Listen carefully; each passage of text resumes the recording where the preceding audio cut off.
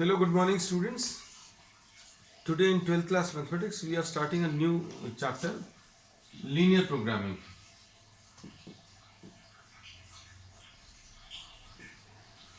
Linear programming में we will be making use of linear inequalities. Linear inequalities बच्चों जो अभी हम लोग 11th क्लास में पढ़ा है उसका अभी हम लोग यूज करने वाले हैं. किस चीज में यूज करने वाले हैं? So we will be making use in solving some practical problems.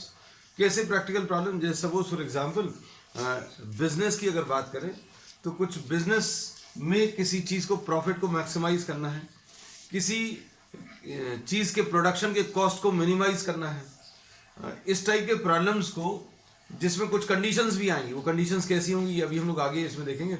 इसमें अभी हम लोग लीनियर इनइक्वालिटीज का यूज करने वाले हैं. जैसे इसको अभी हम लोग एक सिंपल प्रैक्टिकल प्रॉब्लम से स्टार्ट कर रहे हैं, which is given in NCERT. कि suppose a businessman is having 50,000 rupees. The amount which a businessman is having 50,000 rupees for business, for his shop. He's having 50,000 rupees and he wants to do business by selling tables and chairs. Tables और chairs को sell करना है और इससे उसको कुछ पैसा कमाना है. और इसमें cost of one table is 2,500 rupees and cost of one chair ये 500 रुपीज है. ये कॉस्ट दिया बच्चों. और इसके बाद फिर इसमें दिया है कि the profit on one table is 250 rupees. अगर एक टेबल उसने सेल कर दी तो on selling one table he is having a profit of 250 rupees. और profit on one chair is suppose 75 rupees. ये 75 रुपीज दिया हुआ. अब इसके बाद जो टेबल और चेयर्स हैं उनको रखने के लिए उसके पास जगह कितनी है, तो ये भी एक कंडीशन दी हुई है. Space for just 60 items. ये तो अब ये इस प्रॉब्लम में इस बिजनेसमैन को ये डिसाइड करना कि ये 50,000 रुपीज किस हिसाब से इन्वेस्ट करे so that he is able to maximise the profit. ये प्रॉफिट को मैक्सिमाइज कर ले. अब कुछ लोगों को देखने पर लगेगा कि भाई एक टेबल को सेल करने में कितने 250 रुपीज का प्रॉफिट होता है, तो ये सिर्फ क्या टेबल ही टेबल खरीद ले, ऐसा कुछ कर सकते हैं क्या? तो ऐसा अगर उसने किया, suppose he is buying only tables, क्योंकि देखने में कैसा लग रहा है, cost of one table is 2,500 rupees and the profit on one table is 250 rupees. So seeing the amount of profit, जो अमाउंट ऑफ प्रॉफिट है वो देखकर किसी को लग रहा है भाई हमें ज्यादा से ज्यादा प्रॉफिट कमाना है तो सारी टेबल्स खरीद लो. शॉपकीपर को ये सजेस्ट करेंगे कि जाओ आप सारी टेबल्स खरीद लो और उनको सेल करो. ठीक है. तो अब इसमें एक रिस्ट्रिक्शन ये रहेगी, एक दिक्कत ये रहेगी कि एक टेबल जो है 2,500 रुपीज की है, तो how many tables will he able to purchase, ये भी एक मैटर है. फिर उसके बाद इसको देखो, profit on one chair is 75, लेकिन चेयर की कॉस्ट जो है बच्चों, चेयर की कॉस्ट कितनी है 500 रुपीज. तो इसमें ज्यादा नंबर ऑफ चेयर्स वो परचेज कर पाएगा, है ना. तो अब इसको कितने टेबल्स और कितने चेयर्स परचेज करनी है, ये अभी हम लोग लीनियर इनइक्वालिटीज की मदद से सॉल्व कर सकते हैं, है ना.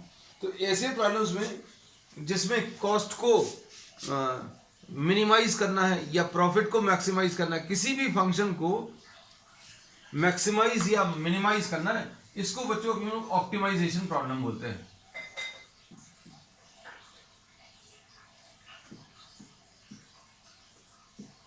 तो इसमें अभी हम लोग क्या कर रहे हैं, we are trying to either maximize the profit और minimize the cost of production. इसमें कॉस्ट ऑफ प्रोडक्शन तो है नहीं कुछ, लेकिन कुछ ऐसे प्रॉब्लम्स भी मिलेंगे जिसमें आपको कॉस्ट ऑफ प्रोडक्शन को मिनिमाइज करना है.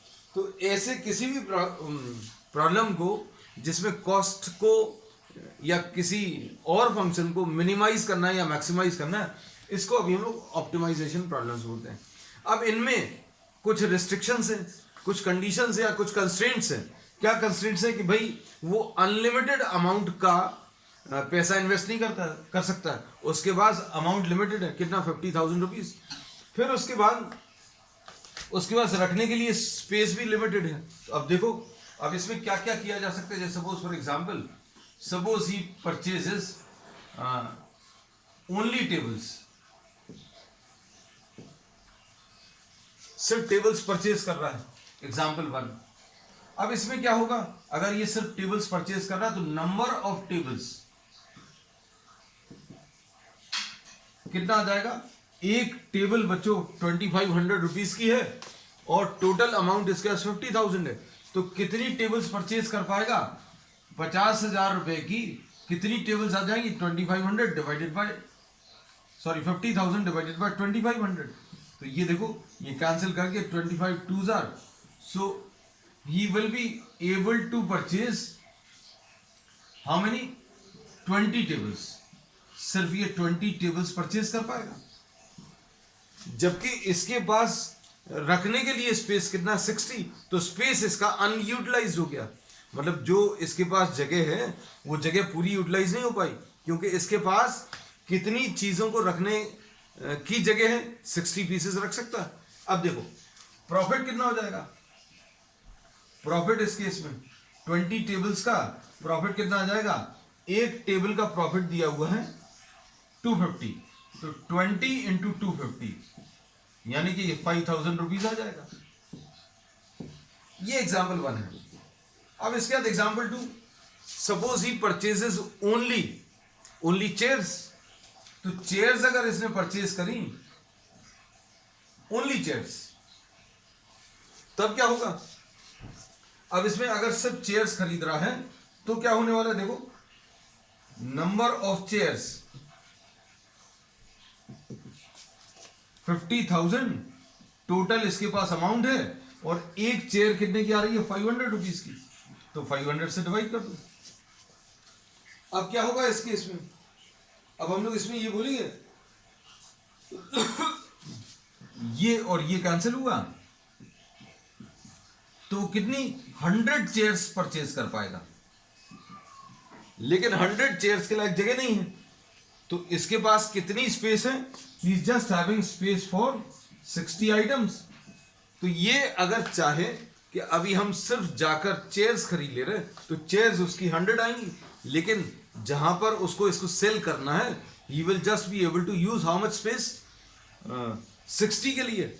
मतलब ऐसा कोई ये मत सोचना कि भाई 40 कहीं और पर रख लेगा, हम लोग कह रहे स्पेस उसके पास इतनी है। तो प्रॉफिट कितना कमा पाएगा, प्रॉफिट या 100 का तो नहीं कमा पाएगा। क्यों, क्योंकि इसके पास रखने को जगह 60 की है। तो प्रॉफिट आ जाएगा 60 इंटू एक चेयर की प्रॉफिट कितनी है बच्चों 75 रुपीज है ना। तो ये कितना आ जाएगा 6 5 30, 6 7 42 एंड 3 45, तो 4500 रुपीज। तो ये देखो, इसको देखने से लग रहा है कि सिर्फ चेयर्स खरीदने में फायदा नहीं है, टेबल्स या सिर्फ टेबल्स अकेला खरीदेगा तो ज्यादा फायदा दिख रहा है। लेकिन एक और एग्जाम्पल ले सकते हैं अभी हम लोग। Suppose we are taking another example. ये तीसरा एग्जाम्पल बच्चों यहां पर लिख दे रहे हैं। थर्ड एग्जाम्पल में अभी हम क्या कर रहे हैं, suppose he is buying only 10 tables and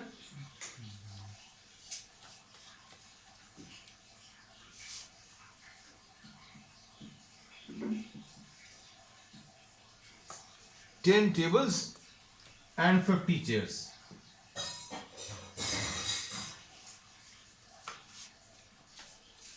suppose इसमें the shopkeeper tries to buy this.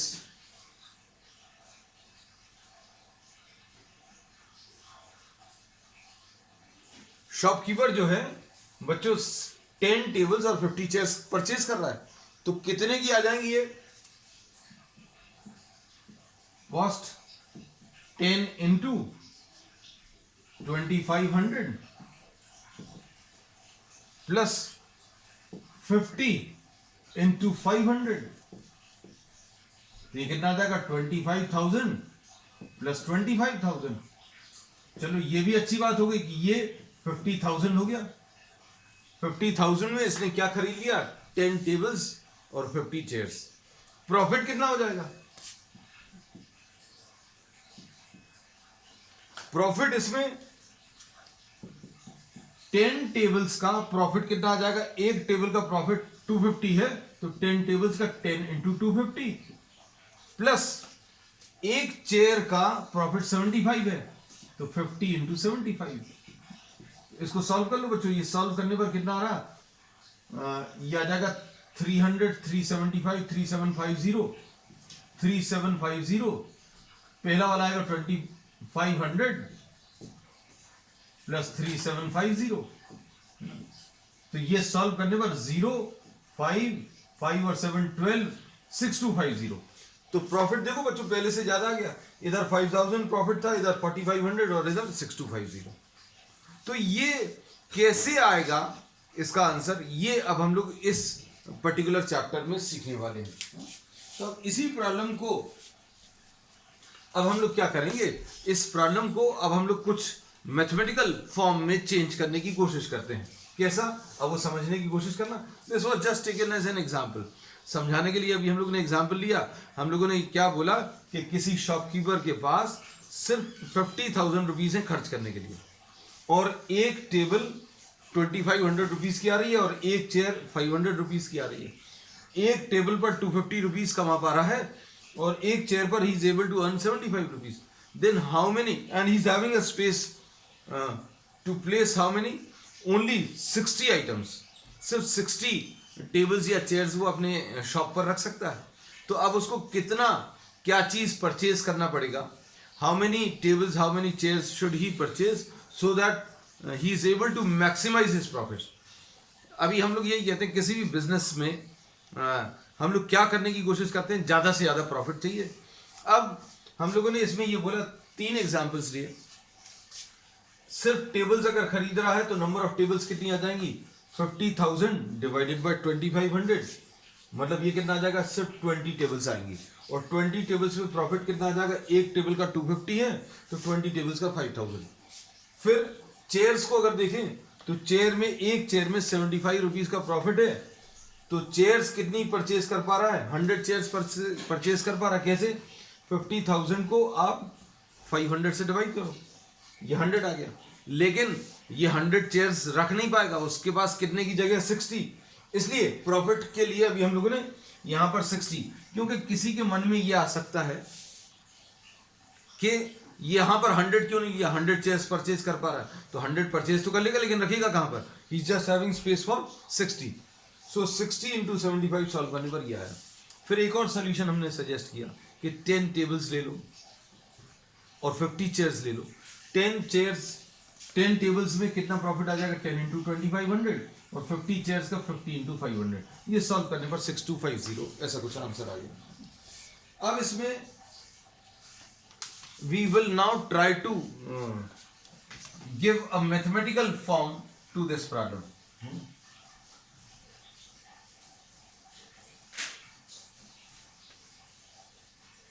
इसको बच्चों अभी हम लोग रब कर देते हैं ये वाला part, because this was just considered as an example.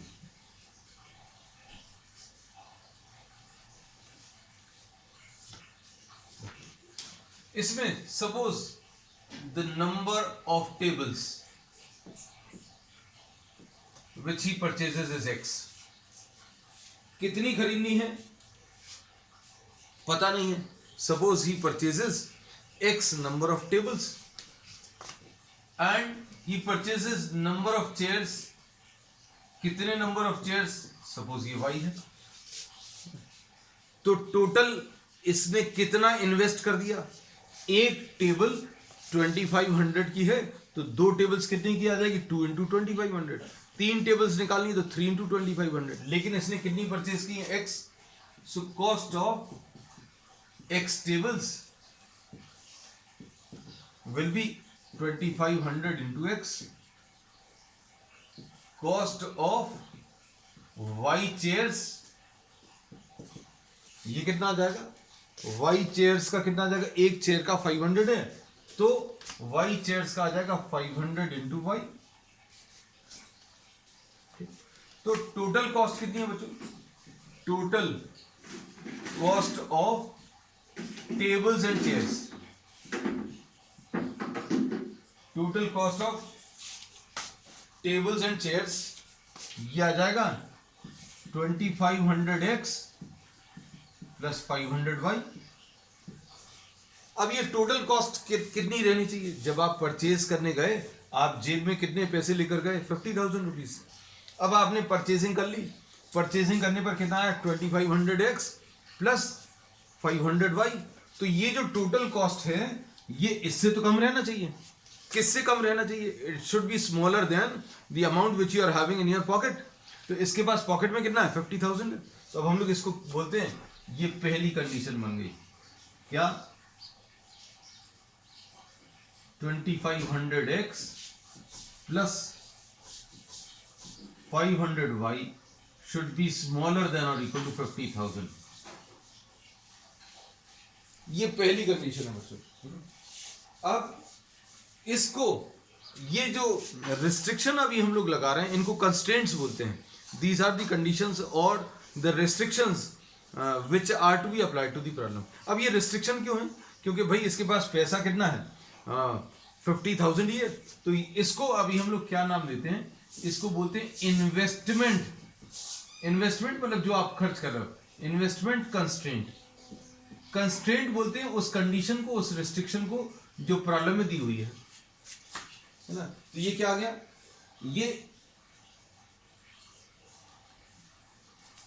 ये इन्वेस्टमेंट कंस्ट्रेंट है। ऐसे ही एक स्पेस की भी कंस्ट्रेंट है। स्पेस की कंस्ट्रेंट क्या है बच्चों? कि ये 60 से ज्यादा स्टोर नहीं कर सकता।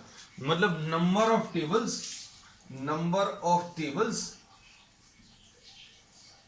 Plus the number of chairs, ये 60 से कम रहना चाहिए। 60 से कम या 60 से के बराबर, ज्यादा से ज्यादा 60 के बराबर। भाई आप कितनी टेबल और चेयर ला रहे हो? उन्होंने बोला जगह कितने की है? 60 की।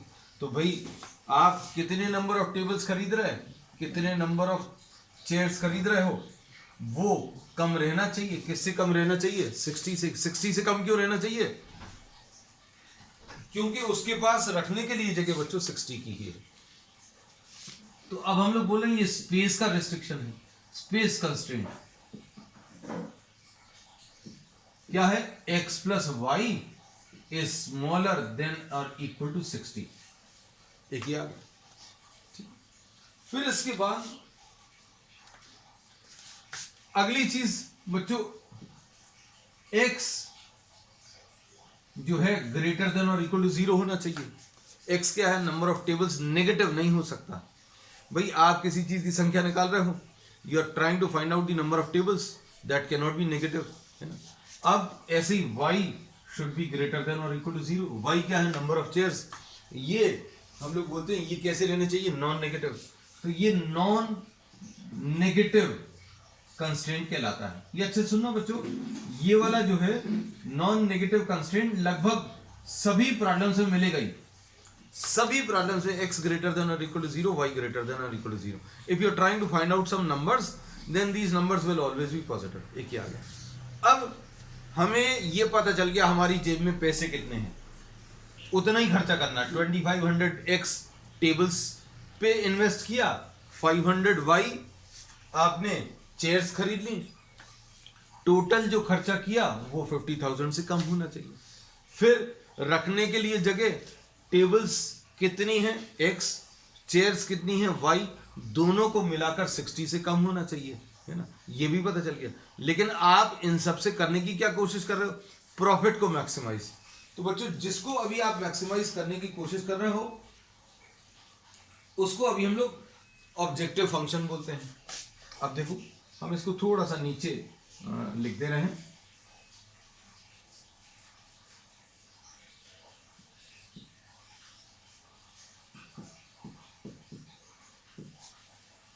प्रॉफिट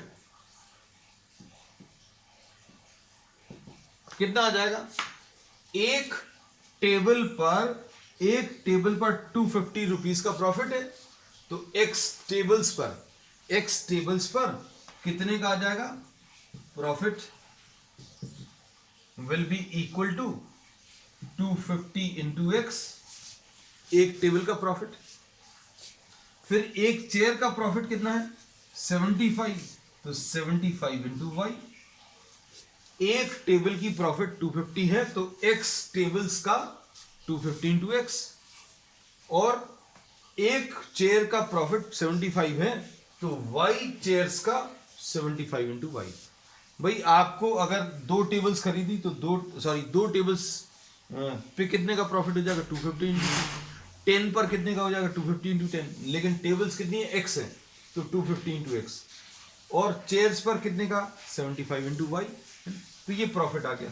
तो ये प्रॉफिट अभी हम लोग क्या बोलेंगे 250x प्लस 75y। इस फंक्शन को अभी हम लोग बच्चों ऑब्जेक्टिव फंक्शन बोलते हैं। ये हमारा ऑब्जेक्टिव है कि प्रॉफिट को अभी हमें क्या करना है मैक्सिमाइज करना है। हमें प्रॉफिट को क्या करना है बच्चों मैक्सिमाइज करना है। तो ये देखो हम लोगों ने क्या किया, ये पूरे प्रॉब्लम को ये जो कुछ भी था उसको अभी हम लोगों ने मैथमेटिक्स का एक शेप दे दिया, मैथमेटिक्स जैसा। अब चूंकि इसमें लीनियर इनइक्वालिटीज इन्वॉल्व है, यहां पर जो है लीनियर वर्ड क्यों यूज कर रहे हैं, क्योंकि जो वेरिएबल्स हैं उनके ऊपर पावर 1 है, एक्स के ऊपर भी पावर 1 है, वाई के ऊपर भी पावर 1 है ना। तो हम लोग इसमें ये बोलेंगे, इसलिए इस प्रॉब्लम को लीनियर प्रोग्रामिंग प्रॉब्लम बोलते हैं, एलपीपी शॉर्ट में। और ये जो एक्स और वाई है, अच्छे सुनना, अब ये रब कर दे रहे क्योंकि अभी हमने तो इसका प्रॉब्लम बना लिया है। इसमें एक्स और वाई जो है these are termed as or called the decision variables, क्योंकि इन्हीं की मदद से अभी हम लोग ऑब्जेक्टिव फंक्शन को मैक्सिमाइज करते हैं। कितनी वैल्यूज लेनी है, एक्स की कितनी वैल्यू आनी चाहिए, वाई की कितनी वैल्यूज आनी चाहिए, ये चेंज करती हैं, है ना। सो इनको these are termed as the decision variables. चलो अब इसमें हम लोग आते हैं इसके सॉल्यूशन पे, है ना, सॉल्यूशन वाला पार्ट पर आते हैं। अब इनको अगर अभी हम लोग इन लीनियर इनइक्वालिटीज को अगर अभी हम लोग प्लॉट करें, ये 11th क्लास में था बच्चों सिलेबस में, लेकिन इफ इन केस किसी ने नहीं किया है कोई दिक्कत नहीं है, हम सारी चीजें आपको बता भी देंगे फिर से कैसे प्लॉट करते हैं। जैसे हम लोग इसमें क्या कर सकते हैं, इसको 500 से डिवाइड कर सकते हैं। तो ये कितना आ जाएगा 500 से अगर आप डिवाइड करोगे तो ये आ जाएगा 500 से डिवाइड किया तो 5x plus y is smaller than और इक्वल टू 100, ऐसा कुछ आ जाएगा पहला। दूसरा क्या है, x plus y smaller than और इक्वल टू 60 और x ग्रेटर देन और इक्वल टू 0 और y ग्रेटर देन और इक्वल टू 0। इसको अगर आपको ग्राफिकली रिप्रेजेंट करना है बच्चों, इसका जो सॉल्यूशन निकलेगा वो ग्राफ से निकलेगा। सबसे पहली चीज इसमें, इसको अगर आपको ग्राफिकली सॉल्व करना है या ग्राफिकली रिप्रेजेंट करना है तो क्या करेंगे बच्चों, सबसे पहला काम है आप इसको इक्वालिटी में चेंज कर लो। x plus y equal to 60 लिख लो, x plus y equal to 60 plot कर सकते हो। प्लॉट करने का बहुत सिंपल तरीका हम आपको बता दें, ये x एक्सिस है, ये y एक्सिस, ये 20, ये 40, ये 60, ये 80, ये 100, ये 20, 40, 60, 80, 100, 20, 60, 100, 20, 60, 100। ये बीच में 40 है बच्चों, लो ये भी लिख लो। x की वैल्यू 0 ले लो, x की वैल्यू 0 ले लोगे तो y की वैल्यू 60, x की वैल्यू 0 लेने पर y की वैल्यू 60, तो एक पॉइंट ये आ गया 0,60। फिर y की वैल्यू 0 ले लो तो x की वैल्यू 60, तो ये पॉइंट आ गया 60,0 और ये आ गया 0,60, ये एक स्ट्रेट लाइन आ गई। ये स्ट्रेट लाइन कौन सी है बच्चों, ये स्ट्रेट लाइन है x plus y equal to 60। हम लोगों ने क्या प्लॉट कर लिया, x plus y equal to 60 plot कर लिया। अच्छे से सुनना बच्चों, हमने कहा है कि अब इनइक्वालिटी जो है, ये वाली इनइक्वालिटी, ये एक एरिया रिप्रेजेंट करेगी जो या तो या तो इस लाइन के नीचे का एरिया होगा या ऊपर का एरिया होगा, है ना। हमने बोला x plus y equal to 60 तो लाइन है। इनइक्वालिटी क्या रहेगा, either the area below the line और अबव द लाइन, या तो नीचे वाला एरिया होगा या इस लाइन के ऊपर वाला। इस लाइन के नीचे वाला है कि ऊपर वाला है, ये डिसाइड करने के लिए आप एक टेस्ट पॉइंट ले लोगे, और ये टेस्ट पॉइंट बच्चों 0 0। हम लोग चेक करेंगे भाई ये 0 0 इसको सेटिस्फाई कर रहा है क्या 0 0 इसको सेटिस्फाई कर रहा है, तो रख कर देखो 0 प्लस 0। हम लोग टेस्ट पॉइंट लेते हैं, किसके लिए लेते हैं, डिसाइड करने के लिए कि नीचे वाला है कि ऊपर वाला। और ये test point most of the problems में 0 0 से काम चल जाएगा। कहां पर नहीं चलेगा, जहां पर ये लाइन ओरिजिन से पास हो रही है, वहां पर क्या करना है, ये जब जैसा प्रॉब्लम आएगा तब डिस्कस करेंगे। 0 0 इसमें रखकर देखो सेटिस्फाई कर रहा है। अगर सेटिस्फाई कर रहा है मतलब हमें वो एरिया लेना है जहां पर 0 0 लाई कर रहा है। अगर सेटिस्फाई कर रहा है तो आपको वो एरिया लेना जहां 0 0 लाई कर रहा है। तो 0 0 कहां पर लाई कर रहा है, इस लाइन के नीचे। 0 0 इस लाइन के नीचे लाई कर रहा है, इसलिए अभी हम लोग इस लाइन के नीचे वाला एरिया लेंगे। क्यों, क्योंकि 0 0 इसको सेटिस्फाई कर रहा है। अगर नहीं कर रहा होता, अगर 0 0 सेटिस्फाई नहीं कर रहा होता तो कौन सा एरिया लेते, जहां पर 0 0 नहीं लाई कर रहा। तो 0 0 कहां पर नहीं लाई कर रहा, लाइन के ऊपर 0 0 नहीं है, 0 0 तो नीचे है। तो अब हम लोग देखेंगे इसमें कि 0 0 रखने पर ये सेटिस्फाई कर रहा है, तो लाइन के नीचे वाला एरिया इसका सोल्यूशन आ गया पहला। फिर दूसरा है बच्चों 5x plus y smaller than और इक्वल टू 100। इसको प्लॉट करने का तरीका क्या है, x की वैल्यू 0 ले लो। सबसे पहले तो इक्वालिटी में चेंज करो, x की वैल्यू 0 ले लो। x की वैल्यू 0 तो y की वैल्यू 100, ये आ गया 0, 100। फिर क्या करो, फिर इसमें y की वैल्यू 0 ले लो। y की वैल्यू 0 लोगे तो बच्चों कितना आ जाएगा, x की वैल्यू 20 आ जाएगी।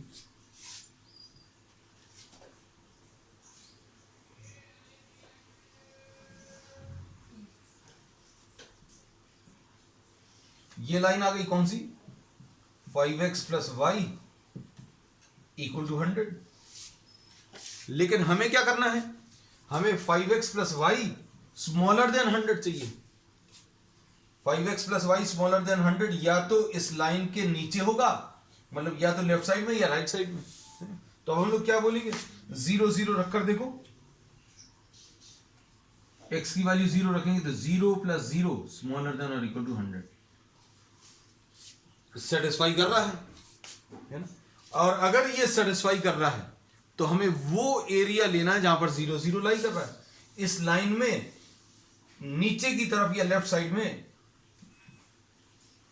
ऐसा मार्क कर देते हैं, 0 0 इस तरफ है, इस लाइन के भी नीचे और इस लाइन के भी नीचे, है ना। और फिर अगली चीज क्या है बच्चों, इसमें x ग्रेटर देन 0, तो x greater then 0 right side में होगा। देखो x ग्रेटर देन 0 मतलब क्या है, right side. y greater then 0 मतलब y पॉजिटिव, मतलब ऊपर। अब देखो राइट भी चाहिए ऊपर भी चाहिए, तो ये वाला एरिया आता है सॉल्यूशन का, इनका, इन दोनों का मतलब क्या होता है, फर्स्ट क्वाड्रेंट। तो ये आ जाएगा सॉल्यूशन वाला एरिया। इसके भी नीचे, इसके भी नीचे, इसके राइट साइड पर, इसके ऊपर। ये क्या कहलाता है बच्चों, this is termed as the feasible region.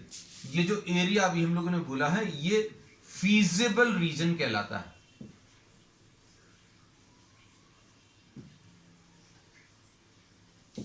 ये सॉल्यूशन रीजन कहलाता है ना। अब इसमें क्या करना है बच्चों, ये हमेशा एक पॉलीगॉन जैसा आएगा, है ना। तो यहां पर एक पॉलीगॉन आ गया, इसमें कितने साइड्स हैं, 1 2 3 एंड 4, 4 साइड्स हैं, है ना। और इसके जो कॉर्नर पॉइंट्स हैं उनसे अभी हमें सॉल्यूशन मिलेगा। इसका एक कॉर्नर पॉइंट 0 0 है, एक कॉर्नर पॉइंट 0 60 है, एक कॉर्नर पॉइंट 20 0 है, और ये वाला कॉर्नर पॉइंट निकालना है, कौन सा वाला, x plus y equal to 60 और 5x plus y equal to 100, इसको सॉल्व कर लो, ये लाइन और ये लाइन, इन दोनों को सॉल्व कर लो। सॉल्व कैसे करेंगे, सबट्रैक्ट कर लो बच्चों। तो ये y और y कैंसिल होगा, -4x इज इक्वल टू -40, तो x की वैल्यू 10 आ जाएगी। और x की वैल्यू अगर 10 आ गई, x की वैल्यू 10 इसमें रखो, तो y की वैल्यू 50। तो ये वाला पॉइंट बच्चों 10,50। तो अब हम लोग क्या बोलते हैं बच्चों, कॉर्नर पॉइंट्स क्या आ गए, कॉर्नर पॉइंट्स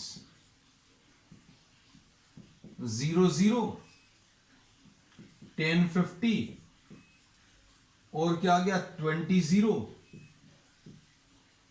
और 0, 60। अब इन पॉइंट्स को अच्छे से सुनना, इन चारों पॉइंट्स को इस ऑब्जेक्टिव फंक्शन में रखकर चेक करके देख लो। इन चारों पॉइंट्स को ऑब्जेक्टिव फंक्शन में रखकर चेक करके देख लो। जहां पर भी सबसे ज्यादा वैल्यू आ रही है, ज्यादा क्यों, क्योंकि अभी हमें ऑब्जेक्टिव फंक्शन को मैक्सिमाइज करना था, वो इसका आंसर आ जाएगा। तो हम लोग क्या बोलेंगे, देखना बच्चों ध्यान से, x की वैल्यू 0 रखोगे, 0, 0 पर z की वैल्यू 0 आ जाएगी, 250 इंटू 0 प्लस 75 इंटू 0। फिर 1050 पर कितनी आ जाएगी, ये तो बच्चों अभी हम लोगों ने आज सॉल्व भी किया था। z की वैल्यू 250 इंटू 10 प्लस 75 इंटू 50, ये 6250 आया था शायद, देख लेना। यही हम लोग बोलेंगे this will be the solution. फिर इसके बाद तीसरा क्या है, 20,0 और 0,60। इसके भी अभी हम लोगों ने सॉल्यूशंस निकाले थे z के। 250 इंटू 20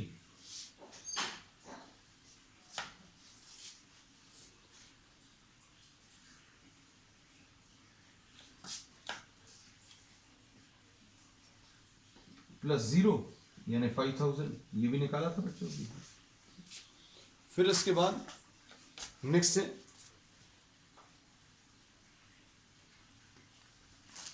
0,60 पर भी निकाल लो। तो 0,60 पर z की वैल्यू 250 इंटू 0 प्लस 75 इंटू 60। इसको सॉल्व करने पर ये कितना आ रहा था, ये 75 6 6 5 36 4500। तो मैक्सिमम प्रॉफिट कहां पर मिल रहा है, जब x की वैल्यू 10 और y की वैल्यू कितनी 50 है। So this was just an introduction about what linear programming problems है ना। अब इसी पर बेस बच्चों अभी हम लोग नेक्स्ट टर्न पर कुछ प्रॉब्लम्स करेंगे, और जो भी कुछ और ऐसा लगता है कि वैरायटी इसमें प्रॉब्लम्स की हो सकती है, those will be discussing on the next one. That's all for today.